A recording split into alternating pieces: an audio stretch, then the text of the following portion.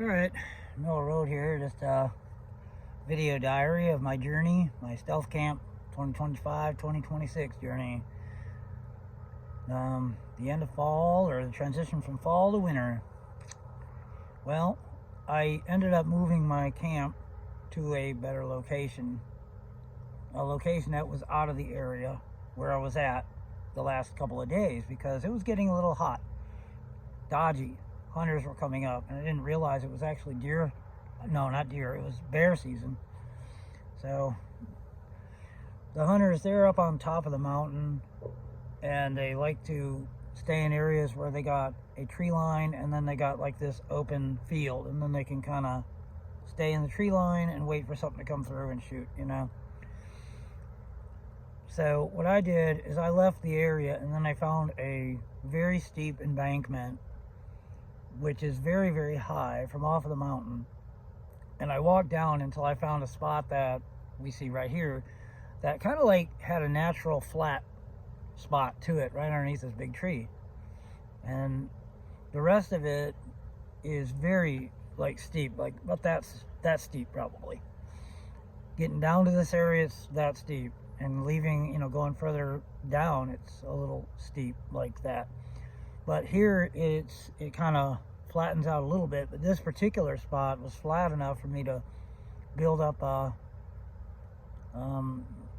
little platform. And what I did is it was a little bit too on a slope.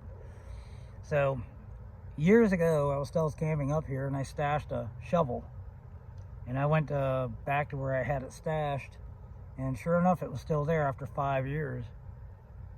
So I grabbed it, and then I just started shoveling, and I cut some roots out and this and that. And I made a ditch, because this is kind of down an embankment in case there ever was a real heavy downpour. I got a ditch, and I got it, you know, the water will flow down this way instead of underneath my tent. And I got it that way on the other side too. And it's kind of up, and it kind of slopes off here. But what I did is I built up with this dirt. I just started shoveling all around here, and I built up a flat platform with dirt, and then I went out and got a bunch of straw grass. I don't know what this is called. I'll just call it straw grass, because it's kind of like straw. And I got probably 6 inches deep of that stuff. And on top of the straw grass, I got some ferns. And this is on a steep embankment. As you can see, it starts to get steep here. And it's out of the hunting area. It's kind of going out of town.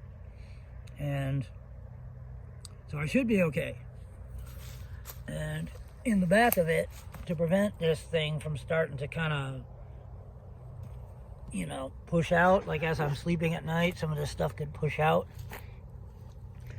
I got a log here, and I got a very heavy rock. So yeah, this was kind of hard it wasn't easy. I had to put in a lot of effort, but as you can see, I got it's a freestanding frame that I made. See how that's supporting this X, and then I got this runner beam, and I got my tarp over it, so I should be able to sustain some pretty bad weather, and I should be okay. I don't know how long I'm going to stay here, or how long I plan to stay here. It's just I don't want to leave right now. I want to, you know, kind of recover from the last 2 or 3 days of muscling around. You know, I put in a lot of effort, and I would just like to kind of enjoy the fruits of those efforts, and just kind of hang out for a minute and get some fresh air and a little bit of quiet time, a little downtime, without having to worry about hunters coming around, and since I'm kind of out of their territory. And I mean, no plan is foolproof. Somebody could, you know, find it, but this is pretty well hidden. It's got a natural camouflage too. See the camouflage? It's like that. But not only that, I went around in different parts of the woods, and I got myself my garden saw that I always carry, and all that is just blinds that I put up, because this was a blind spot, and I got other blinds in other areas, and there you go. So, and I'm not done. I'm probably going to make it better. So unless somebody walks right up on me, and I just can't imagine it, but if they do, that's the only way I'm gonna, you know, get run off. And I'm not anywhere where a hunter would be coming to hunt bear or deer. They're gonna be up where it's flat. They got miles of areas up there, you know, in that area where they actually hunt. And they're certainly not going to walk down a steep embankment. You know, this is not a good hunting spot at all. And plus there's a road right beneath, so if anybody fired a shot off, they would be so reckless for doing that. It'd be so stupid. You know, it could miss, and if it didn't hit a tree on the way down, you know, there's always a chance that it could hit, you know, a passing car. So I am pretty sure I'm safe from the hunters. Well, I'm doing pretty good. Now what I have to do is I have to go to the spring and get a little water, and maybe I'll upload this video. I'll take a little walk. Hopefully it'll be nice.